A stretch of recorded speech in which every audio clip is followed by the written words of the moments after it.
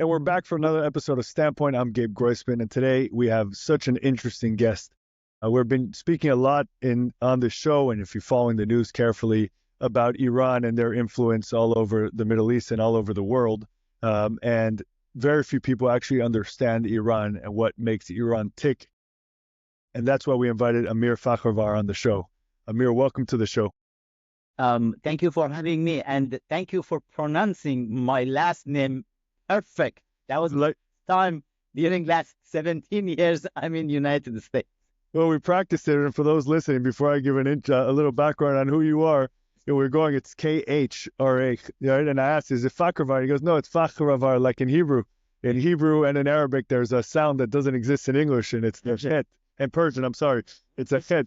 Yeah, it's like a sort of a back of your throat thing, like something, you got a little pistachio stuck in the back of your throat. It takes a while to get, but once you get it. So Amir Fakhravar is an award-winning writer. He's a former political prisoner of the IRGC inside Iran, and he's the Senate chairman of the National Iranian Congress. Fakhravar has testified several times at the United States Senate and House of Representatives. He's also the author of 2 books. Maybe there's more, but on the bio I've got his 2 books, Comrade Ayatollah, and his newest book, which is actually a textbook, which we'll talk about, that just came out, The Spirit of the Constitutional Law. And I'm looking forward to breaking down lots of things with him, especially his story, understanding what's going on with Iran, and then talking about his book. So let's just jump right in. It's interesting. It's not often that you interview someone that when you go read up on their bio and what their background is, that at the age of 16, if I'm not mistaken, you were imprisoned first by the Iranian Revolutionary Guard, and then again later. Talk to us about that. What was the genesis of that? Why'd you get arrested? What'd you get charged with? Oh, thank you for having me. And but it's a long time ago. Yeah, I was 16. I was senior high school. And then as a representative of our school back then, my classmates, they voted for me, and the entire school, they voted for me to be their spokesperson. And in the first speech I had in the gathering of the spokespersons of our schools in Shiraz, then I was arrested. They said, you criticized the supreme leader. I said, I did what? And then because just I said, why the government is not using the young, talented people more for the policy making? And that was insulting the supreme leader. And because of that, I faced my first solitary confinement, age of 16. Wow. And it didn't take that long, but it was a good experience to know which environment we are living in. Because we in Iran, everybody, I'm calling Iran the forgotten nation, because everybody back then just forgot it was a country, it was a nation there. In 1979, something terrible happened to our country. Everybody by mistake called it Islamic Revolution, which was not. And everybody got it wrong because it was a huge misinformation campaign by Russians. It was a Russian coup in 1979 in Iran. And I, in my book, Comrade Ayatollah, I just put all the documents and facts there that it was a coup. And then what happened after that? The mullahs came to power. They controlled everything in Iran. We didn't have any access to outside country. And yeah, it was the reason when I was in high school, we thought we are living in heaven. It's the best country in the planet, the best government, because we didn't know anything else about the world. We were totally isolated inside the borders of Iran. And then that wake-up call for me at the age of 16 in solitary confinement was very interesting for me. I said, oh my God, I thought it was the best country in the world with the best government, everything the best.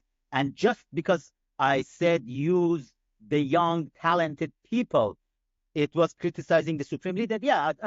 And then after that, for then next year, I went to medical school, and I was speaking a lot. I was arrested during next 14 years until I was 30. I was arrested 19 times by Ministry of Intelligence, by IRGC, and I was tortured a lot. I spent more than 5 years in prison, 5 years and 3 months, 8 months of solitary confinement under the most torture you can even imagine, which Amnesty International called it white torture. It's under my name. If you search white torture and Fakhravar, it will come up. And then, it was a lot of interesting. They broke at least 50 bones in my body, and but they couldn't break me. And I learned a lot. And then after medical school, they didn't let me to finish it. I went to law school and I finished law school there. And then I escaped in prison. I supposed to stay there for 8 years. And after 5 years and 3 months, finally I could escape prison. And with the help of, believe it or not, with the help of Pentagon, a very good friend of mine, Richard Pearl, he helped to plan my escape from prison and from Iran. And then in 2006, I could come to United States and start my journey here. Sorry, it was too much to talk about it, but for the start, I wanted everybody to know where I'm coming from. Don't be sorry at all. This is what a podcasts are all about. So you can actually express yourself, not like on a news show when you have 5 to 10 seconds to say something. But there's two things I want to unpack from that. First is if you could talk to us a little bit more about your escape. I mean, saying you were the United States government helped you escape from prison in Iran in 2006, you said, and to bring you to the United States. Yeah. Can you tell us a little bit more about that? Yeah, that was the time as I said, I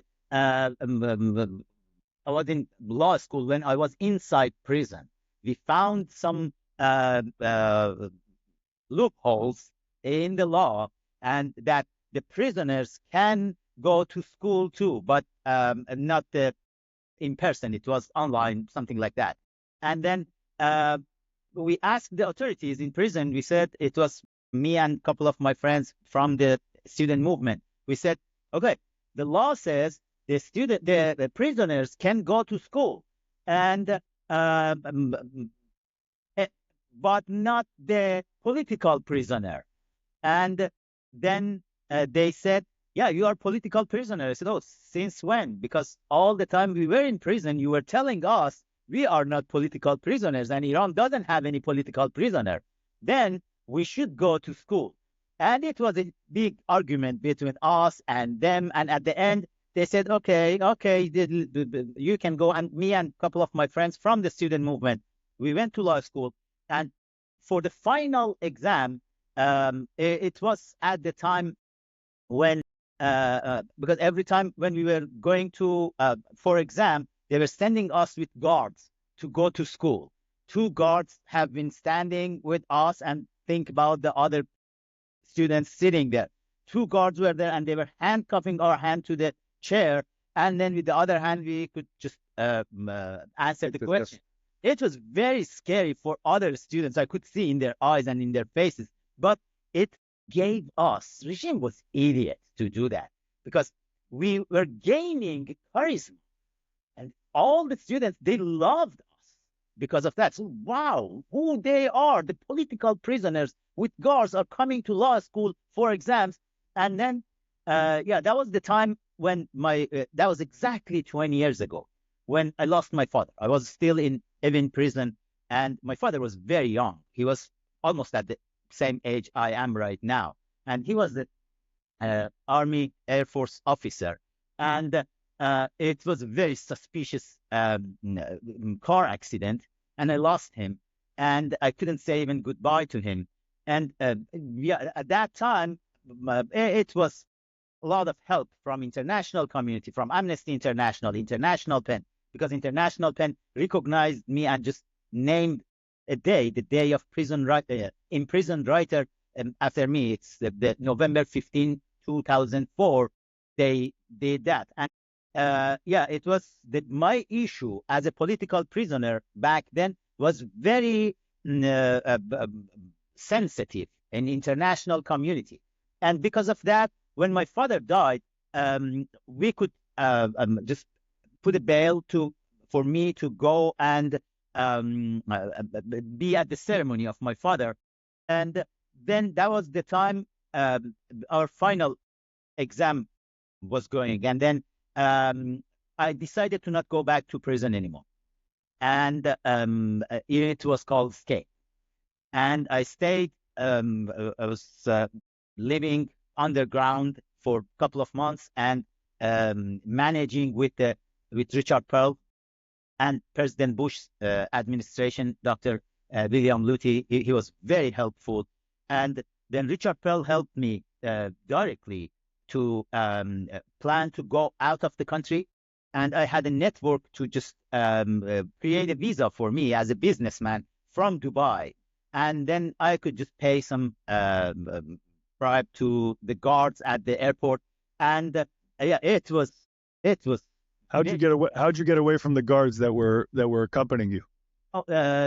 Well, at that time, that was the only time the guards didn't come with me because my father died, and we put the bail, and because of that, I got it. You skipped the bail. Yeah, I didn't need to have guards, and I realized this is the opportunity to not go back to prison, and let's see if I can come out. And then, yeah, it happened. It was dramatic, but it happened. And less than 24 hours, when I arrived in Dubai, Richard Pearl himself with the camera crew of PBS, they were there. They were filming the documentary called, if I'm not mistaken, The Case for War. And Richard was there, and we had our first meeting there. And it's a very nice video of that when Richard is talking about it. It's part of the movie too. And they came to Le Méridien Hotel. And after we had a conversation for 2 hours, Richard said, Amir, you should come to Washington, D.C. and tell this story to the policymakers over there, because it's a lot of misinformation in Washington, D.C. about Iran. And in less than a week, I was in Washington, D.C. meeting President Bush and meeting and briefing the senators, congressmen, and that became my life. It must have felt so surreal. It probably still does this many years later, right? The change from one life to another completely, one day to the next, everything changing. I just wanted to ask you, I mean, in public discourse here, like because you're living here now in the U.S., freedom of speech is now front and center, and people are talking about protecting freedom of speech and how, freedom of speech is actually about protecting speech you may not like, right? Speech that may be challenging the government or challenging the norms, or political speech. That's what freedom of speech is all about, not about your conversations with your friends about the weather. Of course, that's protected too, but nobody's attacking those conversations. You were in prison, you were arrested in a country where you had no freedom of speech. Can you tell me a little bit about life in Iran, where in a place, there's a lot of issues in Iran, a lot of issues with the way that country is run by the Ayatollahs, but specifically on freedom of speech. What's it like to live in a society where you cannot speak out, and if you do, you're just put in prison? Living in Iran it's hard to breathe when you don't have freedom to talk, when everybody are afraid of each other, even inside the family, even when you are asking your parents some question, your teachers, your professors, you're asking them questions, and they're saying these questions, and it's not easy. The people somehow, the Iranian people, they learned how to survive.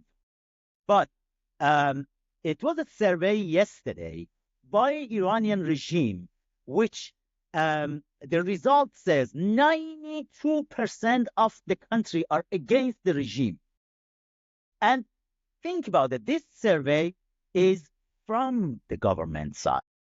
The reality, which we are doing our type of survey with my organization, National Iranian Congress too, more than 98% of the country, they hate this regime.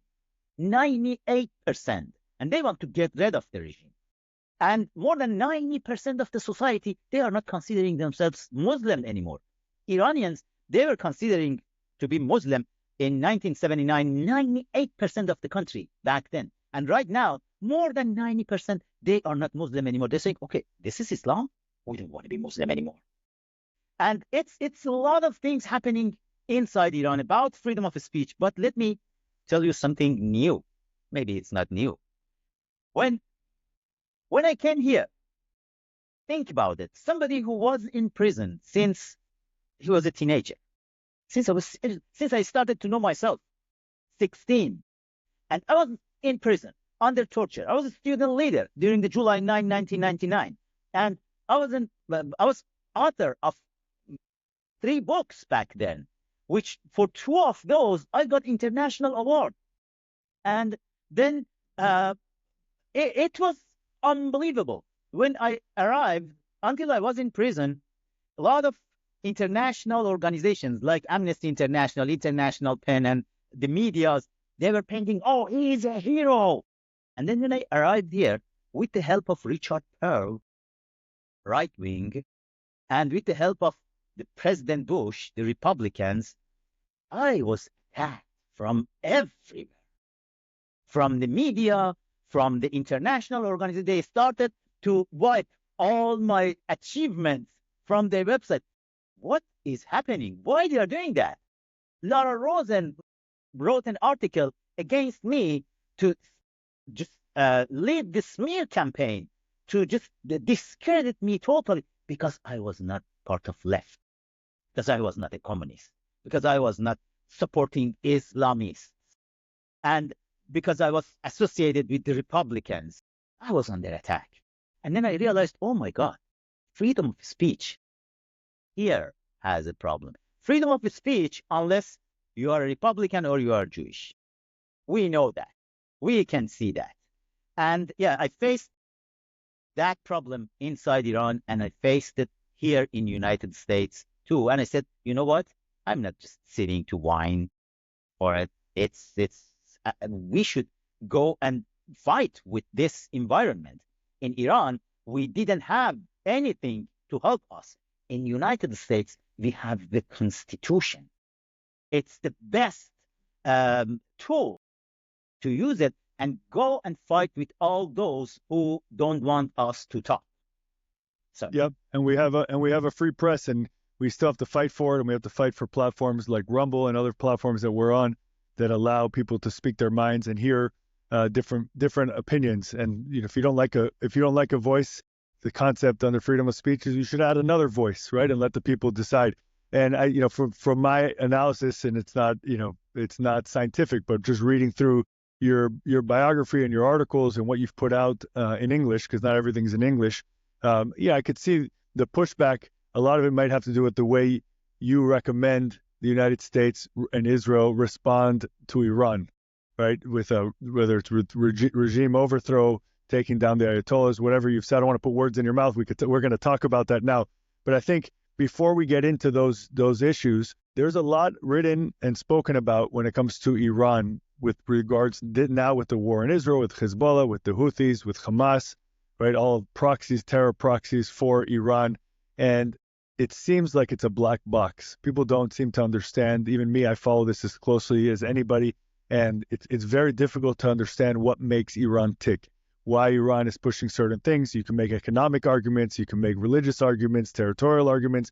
But from your perspective, what is it that's driving Iran to be such a dominant troublemaker in the region? You know, the missing piece in Iran's puzzle is Russia. In my book, I brought all the documents there. I was surprised when I saw it in Comrade Ayatollah. When I saw in 2012, it was February 2012, I have, by accident, I was working on an article about Hezbollah attacks.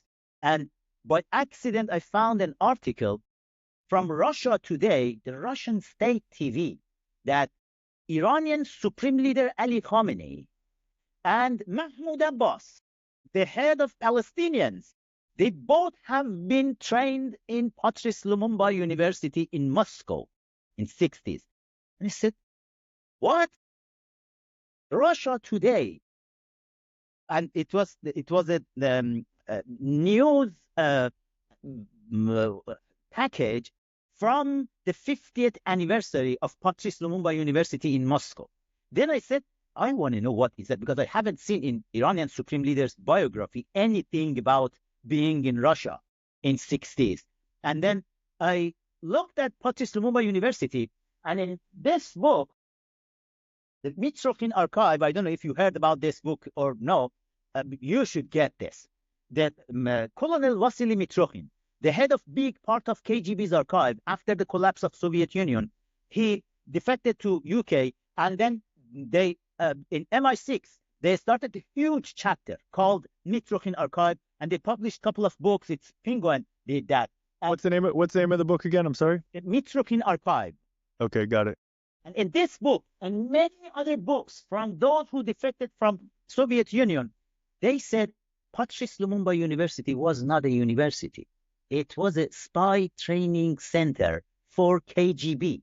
All the professors there have been KGB members. All the students have been picked. The young, talented socialist Islamists have been picked from 150 countries to go there. And then the Russians, the Soviets, they were helping them, sending them back to their country with money, with training, with gun, with everything to make sure they can bring down their governments who may be allies of United States, like Iranian government, and then bring up the new government, which would be the ally of Soviet Union and the enemy of United States and Israel.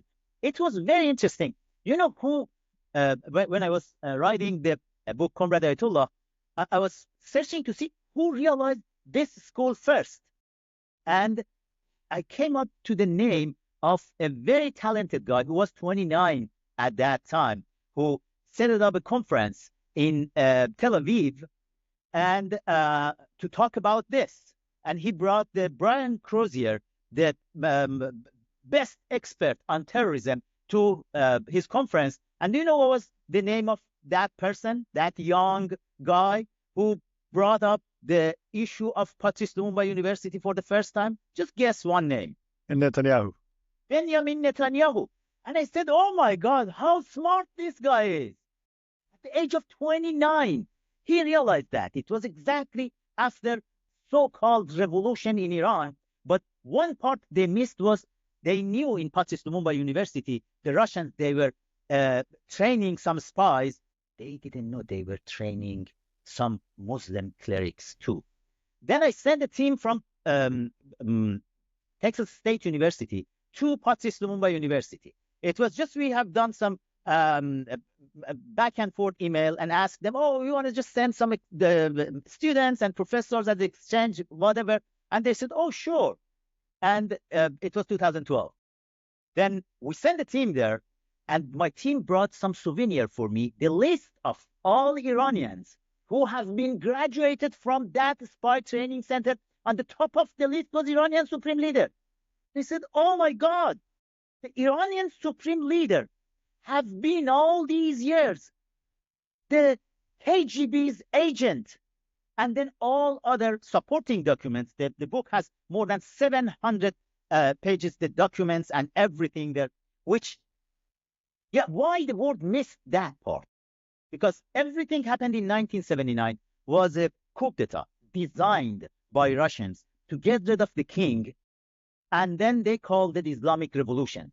Then after they got rid of the king, which was the end of the Pahlavi regime, then in 20 days, they brought Khomeini inside the country, and all those mullahs who have been trained in KGB, they were around Khomeini. And that was the reason. First job of these revolutionaries was to go and attack American embassies, because KGB wanted to have access to all the documents inside United States embassy. Nobody attacked Soviet Union's embassy. The target was United States. And after that, I documented everything in the book. And you know, when you're looking at from this perspective, you will see everything is happening after this regime came to the picture is designed by Russians. All the terrorist groups who are created, it's Russians. They are doing that. And they are supporting this regime. They created IRGC. It was the, let's call it the southern branch of Red Army of Russia, Red Army of Soviet Union. And IRGC then created Hezbollah, created Hamas, created all other, created the Houthis and Fatimiyun from Afghanistan, Zainabiyun from Pakistan, Hashd Shabi of Iraq, and Islamic Jihad. And this is the regime. If you are asking me why October 7 happened, it's a clear answer. Because Iranian Supreme Leader is a minion of Russians. because he has a lot of skeleton in his closet from those times. He cannot move without Russians' permission. And probably Russia needed some distraction from Ukraine war. They needed to create some big controversy in Middle East, and they used Iran. That I'm sure you have seen the report on Wall Street Journal when 500 of those terrorists who attacked Israel during October 7, they were 3 weeks, 2 weeks, 3 weeks earlier, they were in Iran, in the camps of IRGCs. And IRGC gave them paraglider, gave them gun and everything they needed to go and then attack Israel from Gaza. And to me, it's clear. Is Russia there? Everything is happening in Middle East. Just look what Russia will gain from it. Up to now. So most people will say that the reason why October 7th happened was Iran pushing back against the Abraham Accords and then Saudi Arabia joining the Abraham Accords, which then really takes a real bite out of Iran's control of the region, despite all their little terror proxies they have everywhere, where it flips, it really it completes the flip on its head of the Middle East that the Abraham Accords really started by creating real alliances with Israel and the Gulf states and now Saudi that would really change things and make things difficult for Iran. That's why people always, say Iran is the head of the snake and we should go after the head of the snake. That's what many on the right in Israel say. It's what I say. You're saying the head of the snake isn't even Iran, it's Russia. But my question to you, though, you can answer that if I'm wrong, but does Russia still have that kind of control, in your opinion, of Iran and the Ayatollahs today? Oh, yes. Yes, they have the 100% control of Iran. All these years they had it. Right now they have it. Iran is kind of occupied by mullahs, and the mullahs are totally responsible, just under control of Russians. But about the Abraham Accord you mentioned, that's 100% right. The Iranian mullahs, you can't even imagine how dumb they are. I dealt with them. I was in their prison. I know the IRGC commanders. They are the dumbest people ever. I faced them in person several times when I was under torture, in prison, everywhere, in the Islamic revolutionary courts. And they're dumb. The mastermind is somewhere else. Russia didn't want Abraham Accord to happen. It was that close when President Trump was in office to see the Saudi Arabia will join. Because Ben Salman, if you're asking me, Ben Salman is smart. He's very smart. And then he wanted to join and he wanted to be friends with Israel and to announce it to the world. And Russians, they don't want this to happen. Because then their goal was, from day one, their goal was to find a way to destroy Israel. Just go back to the 1967. Go back to all this. You will see the footprint of Russians everywhere. And it's from Egypt back then. It was another minion in power back then for that war. And everything else is happening. You will see the puppet master is Russia. For last 46 years, the Russians found the best way to stay behind the scene. It's Iranian mullahs.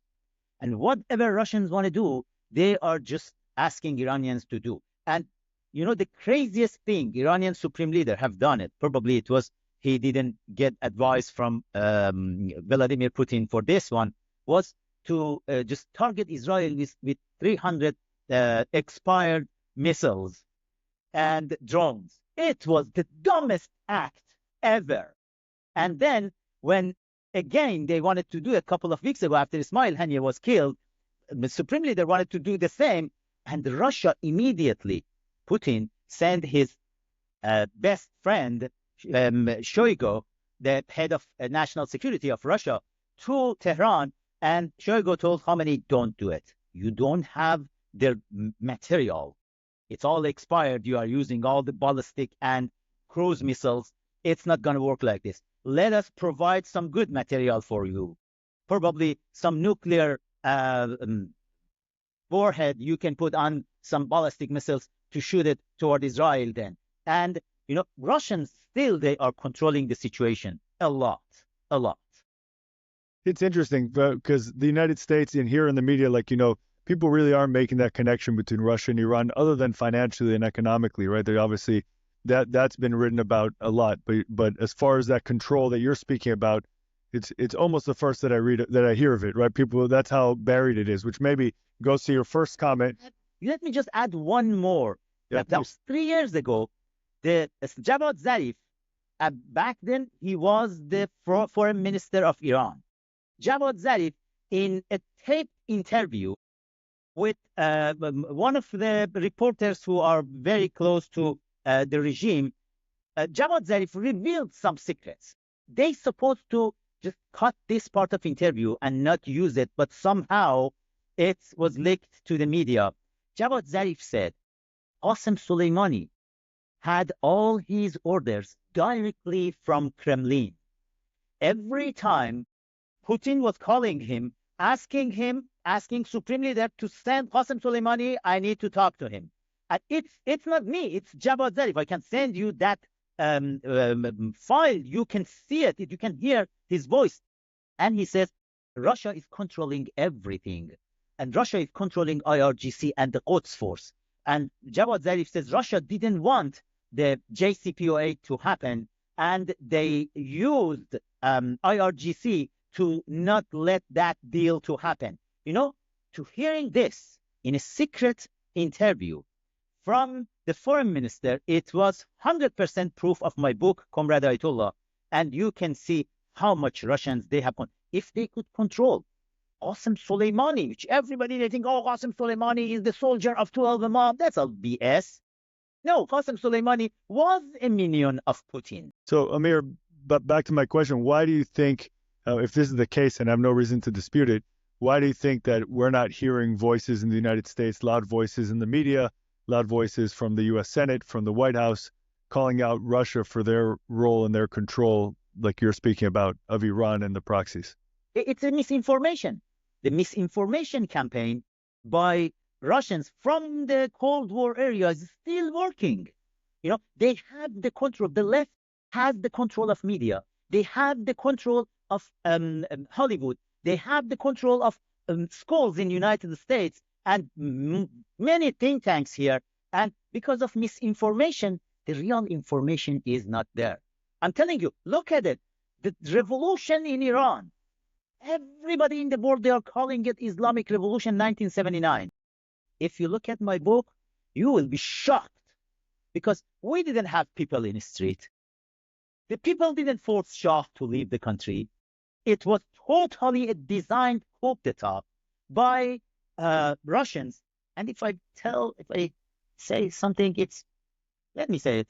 In the book, Mitrokhin Archive, the Colonel Vasily Mitrokhin, the head of the archive of KGB, the page 171 of this book says a pretty girl, 21 years old, called Sarah Diba, was set up by KGB to go in front of the king in a party in Iranian embassy in Paris when Iranian king was looking for his third wife. I was in shock. They said, oh my God, even KGB was involved in that. And these are the top secret documents of KGB. And who have done the coup d'etat in 1979 then, if it was not the mullahs? It was clean with the help of KGB and with the help of his cousin who was on payroll of KGB, the Reza Ghotbi. And these people have been placed inside the palace of Iranian king to start the coup d'etat and to get rid of the king. The plan was to just push the king to leave the country. When king left the country, then Russians went to the next phase to bring the mullahs in. It was the vacuum of power. But nobody heard about it because everything was, and the narrative, what was the narrative? From Hollywood, we have seen the movie Argo. Have you seen the movie Argo? Yeah. It won the Oscar. And in that movie, just listen to first 3 minutes of that movie. It says, yeah, because United States have done a lot of bad things in Iran, And during 1953, when Mossadegh was prime minister elected by the people, excuse me, we never had election for prime minister in Iran, and Mossadegh was not elected by the people. He was selected by the king and was removed by the king. It's not coup d'etat. And then the movie says, yeah, Mossadegh, it was a coup d'etat by CIA to get rid of Mossadegh. And then the people were angry. Then 15 years later, the people decided to come to the street and chant a death to America and bring Khomeini. All is lie. All is lie. They tried to paint that the hate for America established the Islamic Revolution, which is totally lie. Iranian people, we love America. We loved America back then. We love America right now. The small group of fanatic mullahs, which have been trained by KGB, came to power. Yes, they hate America because that's part of their job from KGB to hate America. And you know what? Why nobody do more? It's because of that. Because they got the story from scratch wrong. They think it was United States who got rid of the king of Iran. It was not. And the United States lost everything back then and lost even access to Iran, lost the best friend they had in that region. But Russia gained everything. And yeah, and you know, with my books and articles, I'm trying to just bring back the missing piece of the puzzles of history together. Then everything will make sense for everybody a lot. Amir, what do you think is the best route as far as dealing with Iran? Right now, we're dealing with the symptoms. We, the West, are dealing with the symptoms. We're dealing with Hamas and Hezbollah and the Houthis. We're attacking the U.S. and Israel on a daily basis. And there's been a lot of talk of attacking Iran or not attacking Iran, taking out the Ayatollahs. But then what happens next? So it's a very, toppling the regime is a nice concept, but there has to be something to replace it. You don't want to just create a vacuum. We've seen that play out in the Middle East and other places, and it never ends well. Even if it was good to take out the top guy, but you have to fill in with the next guy. You can't just let it be open, because we know then who takes the place. Usually it's a Muslim Brotherhood. It's different terrorist groups. So tell me, what do you think is the best route for the West to deal with Iran? In Iran, specifically today, when 98% of the society, they hate this regime, they are the best allies of the free world. They are the best allies of Israel and United States, the Iranian people. And it's the time to destroy all IRGC facilities, all their nuclear facilities, all their missiles facilities, their drone facilities, because the people of Iran, they want that too. Because IRGC is not just coming after the Israelis and Americans. The first target of IRGC is Iranian people. During last 6-7 years, we had 3 huge uprisings in Iran. The last one we are just facing in a couple of days. It will be the 2nd anniversary of the Mahsa Amini's death, when regime killed Mahsa, and it became giant protest all over Iran. More than 500 cities. We had 10 million people out chanting death to Khomeini, death to Islamic Republic. And then with this environment, these people, when regime killing, when IRGC, when the protest in Iran is happening, IRGC is calling all the terrorists they created. The Hamas, Islamic Jihad, Hezbollah, Hashd al-Shabi, Houthis, Fatimiyun, Zainabiyun. They are calling all these foreign terrorists to come to Iran to kill Iranians in the street, to kill the kids in the street. And they are doing that. And the people, they know that right now. The people are ready to see the world. It started by me, by the way, to call IDF the Freedom Army of Iran. And we love IDF. And Iranian people, every day, they are looking at the sky. Please, Israel, hurry up. Destroy them. We'll clean up the rest. And the people are ready to see the Israelis are coming and destroying all IRGC's facilities and Khamenei's palace, which is clearly we know where he lives. He lives in one of Shah's palace, King's palace, called Marmar Palace. Khamenei lives there with his family. And yeah, the people are asking, please destroy them there and then let us clean up. And you said, what would be the next? That's the reason we at the National Iranian Congress, we drafted the new constitution for future Iran because we know how dangerous the vacuum of power can be. Because of that, yeah, we tried to read history well. And you know what? That was a couple of weeks ago, 2 months ago maybe. I was in Israel. I was talking to a couple of ministers at the Bibi's cabinet. I was telling them the story. The first chapter of my new book, The Spirit of the Constitutional Law, is about General Douglas MacArthur. And do you know General Douglas MacArthur, the American general during the World War II? And he defeated Japan. And after that, he was thinking about the future of Japan. He asked the Japanese to go and draft the constitution for yourself. They drafted the constitution, brought it to him. He looked at the constitution and said, where is the woman's right to vote? They said, oh, you know what? The women in Japan, they are not really considering as a human. And he said, just BS. He threw the constitution to trash can and said, you don't know how to draft the constitution. He ordered his staff members, General Douglas MacArthur, to draft a new constitution for Japan in 1 week. They did it based on United States Constitution. Do you know where is that constitution right now? Where is it? In the museum or somewhere? No, it's the Constitution of Japan without any amendment. Wow. For more than 7 years. And it worked. It brought Japan from a defeated nation, destroyed nation, to G7. Because the model of United States is working. And for Iran, yeah, based on United States Constitution, we drafted the new constitution for future Iran. And you know what? My suggestion in the chapter 9 of my book to Benjamin Netanyahu is do the same for Gaza.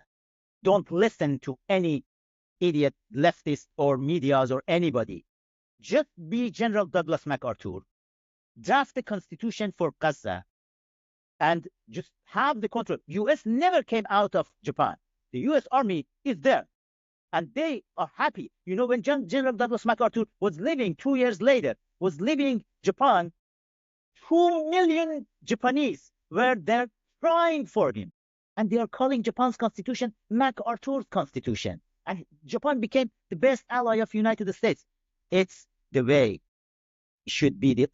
We are ready. We are ready to help, in that case, the Israeli government to help them step by step. We have the big plan for that, how to control Gaza with the law, real law, to teach them what is the constitution. And then go, and this is for Iran too. It can be a practice for Iran. And for Iran, I'm telling you, everything is ready. We just need somebody with the guts to be brave enough to do the job. Just the last point in this part. General Qasem Soleimani, IRGC's brutal general, who created all these terrorist groups, Qasem Soleimani was locked on the target of U.S. Army for 7 times before President Trump. President Bush had him on the target. Obama had him on the target, but they didn't have it to go for it. President Trump did it. And you know, that was a lot of misinformation back then. Oh, if you kill Qasem Soleimani or any high-ranking officials of the regime or IRGC, the world will be destroyed. That was a bluff. President Trump just said, with the help of Benjamin Netanyahu, just said, okay, let me call your bluff and see what will happen. He killed Qasem Soleimani, and you know what? Nothing happened. Incredible. Listen, Amir Fakhravar, thank you so much for your perspective. You come at this from such a different background, such a different perspective, such different experiences. it adds a lot to the conversation for people to gain just a little bit more understanding of the complexities of the region. Thank you for your time. I just wanted to know one thing from my perspective when it comes to Gaza and also other countries. The U.S. constitutional approach, of democracy, while very nice, it doesn't fit for every society. It doesn't work for every society. And from where I sit here, yes, in a studio in Miami, but from where I sit here in Gaza, something like that, I can't see that working. Hopefully, it could work in Iran if we can have a regime change there. But only time will tell, and I'm glad that you're part of the conversation. So, Amir Fakhravar, thank you so much for your time. Oh, but thank you. And I know it's the end of the time, but the argument in my book is exactly that it works. Let's have another chat in a couple of weeks when I'm in Florida. Then Let's do it. I will tell you from the book how it's possible, and it will work in all nations. It's not just, it doesn't matter. It's Muslim nations, Japanese nations, everywhere. That's the argument of the book. And I'm glad to have that discussion. I'm glad to have that discussion any day. I'm telling you, it's going to happen. Thank you so much for having me. Thank you so much. Thanks everyone for listening, and we'll see you next time.